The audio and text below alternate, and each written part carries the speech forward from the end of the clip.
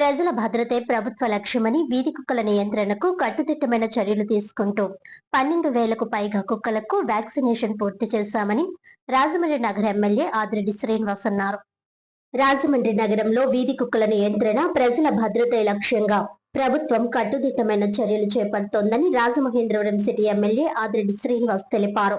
మంగళవారం quarry సెంటర్లోని ABC సెంటర్ను ఆయన స్వయంగా పరిశీలించి అక్కడ జరుగుతున్న స్టెరిలైజేషన్, యాంటీ ర్యాబిస్ వ్యాక్సినేషన్ కార్యక్రమాలపై అధికారులతో సమీక్ష నిర్వహించారు. అనంతరం మీడియాతో మాట్లాడుతూ నగర ప్రజల భద్రత కోసం ముందస్తు ప్రణాళికలతో ప్రభుత్వం పనిచేస్తుందని అన్నారు. నగరంలోని వీధి కుక్కలకు శాస్త్రీయ విధానంలో స్టెరిలైజేషన్ ఆపరేషన్లు నిర్వహిస్తూ ర్యాబిస్ వ్యాధి వ్యాప్తిని అరికట్టేందుకు యాంటీ ర్యాబిస్ వ్యాక్సినేషన్ అందిస్తున్నామని తెలిపారు. గతంలో గుంటూరులో చిన్నారిపై జరిగిన దాడి ఘటన తర్వాత కూటమి ప్రభుత్వం అప్రమత్తమై రాష్ట్ర వ్యాప్తంగా ప్రత్యేక చర్యలు చేపట్టిందన్నారు. అదే తరహాలో రాజమహేంద్రవరం నగరంలో కూడా ప్రత్యేక ప్రణాళికతో కార్యక్రమాలను అమలు చేస్తున్నామని చెప్పారు. 2024 జూన్ 1 నుంచి ఇప్పటి వరకు నగరపాలక సంస్థ పరిధిలో మొత్తం 25,865 వీధి కుక్కలను గుర్తించగా అందులో 12,126 కుక్కలకు ఇప్పటికే స్టెరిలైజేషన్ మరియు వ్యాక్సినేషన్ పూర్తి చేసినట్లు వెల్లడించారు.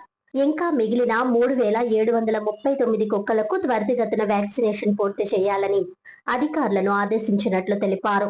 మే 1 నుంచి నగరంలోని అన్ని వార్డుల్లో 10,000 డోసులతో ప్రత్యేక యాంటీ ర్యాబిస్ వ్యాక్సినేషన్ డ్రైవ్ కొనసాగుతోందని అన్నారు. ఇటీవల విశాఖపట్నంలో కూడా కుక్కల దాడి ఘటన వెలుగులోనికి రావడంతో ముందస్తు జాగ్రత్తలను మరింత బలోపేతం చేశామని ఎమ్మెల్యే ఆదిరెడ్డి వాసు పేర్కొన్నారు. ప్రజల నుంచి వచ్చే ఫిర్యాదులను వెంటనే స్వీకరించి స్పందించేందుకు ప్రత్యేక టోల్ ఫ్రీ నంబర్ ఏర్పాటు చేయడంతో పాటు వాటి పర్యవేక్షణ కోసం ప్రత్యేక సూపర్వైజర్ను కూడా నియమించినట్లు తెలిపారు. ఈ సందర్భంగా ప్రతిపక్ష వైసీపీ నాయకులపై ఎమ్మెల్యే వాసు విమర్శలు గుప్పించారు.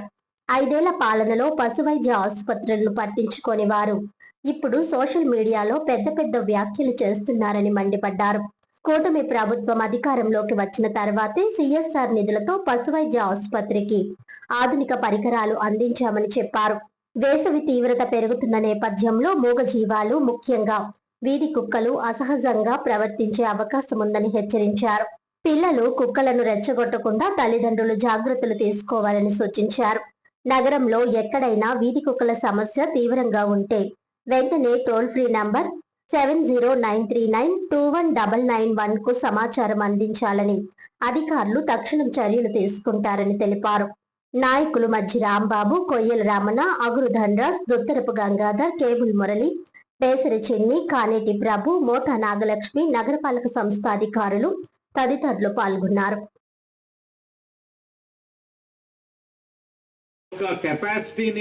కూటమి వచ్చిన తర్వాత గణనీయంగా పెంచడం జరిగింది. అక్కడ కనబడుతున్న షెడ్ ఏదైతే ఉందో సుమారు 70 లక్షలతోటి ఈ షెడ్ ఇవన్నీ కూడా మనం కొత్త నిర్మాణం చేసుకున్నాం. అదనంగా ఇంకొక ఆపరేషన్ థియేటర్ ఉన్నదానికి అదనంగా ఇంకొక ఆపరేషన్ థియేటర్ని ఏర్పరచుకున్నాం. ఈ రోజున మీరు గమనించినట్లయితే రోజుకి 25 ఆపరేషన్స్ చేస్తా ఉన్నారు. ఇక్కడ రోజుకి 25 ఆపరేషన్స్.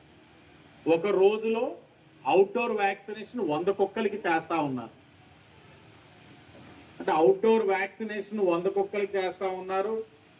రోజుకి 25 వ్యాక్సినేషన్స్ చేస్తా ఉన్నారు.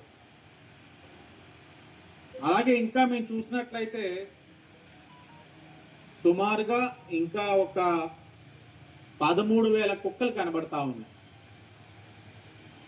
ఇవి కూడా పుష్కరాల నాటికి ఒక 70% అయినా సరే స్టెరిలైజేషన్ మరియు వ్యాక్సినేషన్ కూడా పూర్తి చేసే విధంగా ఒక కార్యాచరణతో ముందుకెళ్తా ఉన్నాం. దీనికోసం అదనంగా మరొక డాక్టర్ని కూడా రిక్రూట్ చేసుకోవడం జరిగింది. అంటే 2 డాక్టర్లు ఉన్నప్పుడు ఇంకాస్త ఆర్గనైజ్డ్గా, ప్లాన్డ్గా ఆపరేషన్స్ యొక్క సంఖ్య పెంచుకుంటూ ఇంకా ఎర్లీగానే ఈ 10,000 వాటికి కూడా వ్యాక్సినేషన్ మరియు ఇది కూడా కంప్లీట్ చేసే విధంగా తీసుకుంటా ఉన్నాం. ఇంతకుముందు మీరు గమనించినట్లయితే అసలు ఇలా కుక్కలు కానీ అగ్రెసివ్గా బిహేవ్ చేసినా కాస్త ఇబ్బందిగా ఉన్నా ఎవరికి చెప్పాలో కూడా తెలియని పరిస్థితి. కానీ ఈరోజు కూటమి వచ్చిన తర్వాత ఒక టోల్ ఫ్రీ నెంబర్ పెట్టుకున్నాం. మాట్లాడిన వెంటనే ఎవరైనా ఇబ్బంది అని చెప్పి తెలియజేసిన వెంటనే స్పందించి ఆ డాగ్ని ఇక్కడ తీసుకొచ్చి మెడికల్గా ఏం చేయాలో అన్నీ కూడా చేసి మరలా అక్కడ విడిచిపెట్టే కార్యక్రమం తీసుకుంటాం. అంటే సిస్టమ్ని చాలా బాగా క్రియేట్ చేశాం. ఎందుకంటే అవి కూడా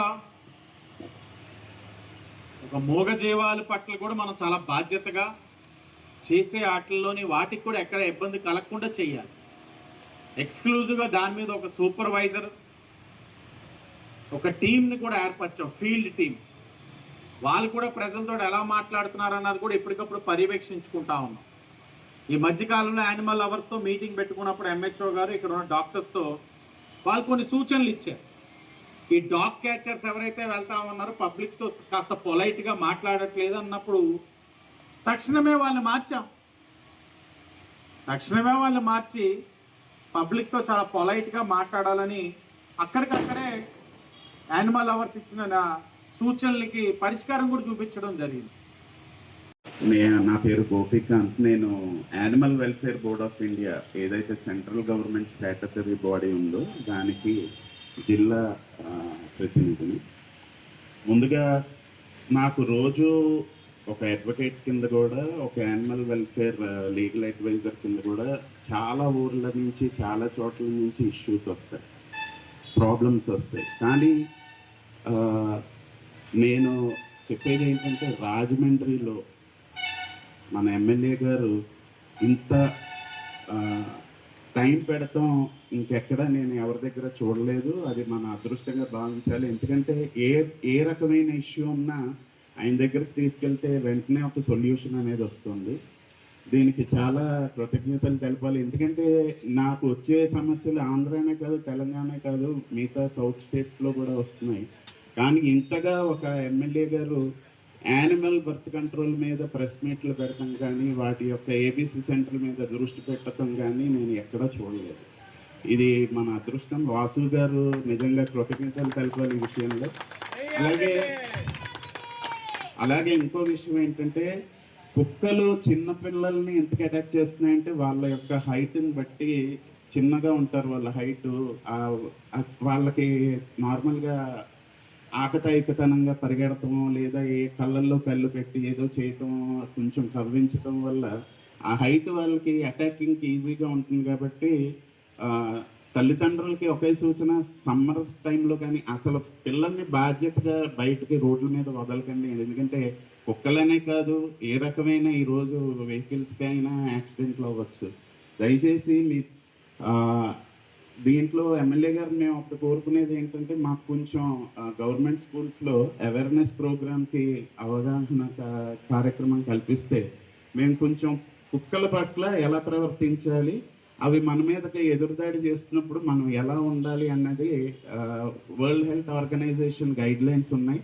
అవి మేము కొంచెం అవేర్నెస్ ప్రోగ్రామ్స్ పెడతాం వల్ల వాళ్ళకు కూడా, పిల్లలకి టీచర్స్కి, మెయిన్గా టీచర్స్ అనేవాళ్ళు యానిమల్స్ పట్ల ఎలా ఉండాలన్నది కూడా టీచర్స్ కూడా మేము అవగాహన కల్పిస్తాం. ఎందుకంటే తల్లి తర్వాత స్కూల్కి వెళ్తారు కాబట్టి స్కూల్లోనే వాళ్ళు చెప్పేది ఫాలో అవుతారు కాబట్టి ఇది అనేది పిల్లలకి తొందరగా అర్థమవుతుంది. దీనికి మాకు అవకాశం కల్పిస్తే మేము దాన్ని కూడా ముందుకు తీసుకెళ్తాం.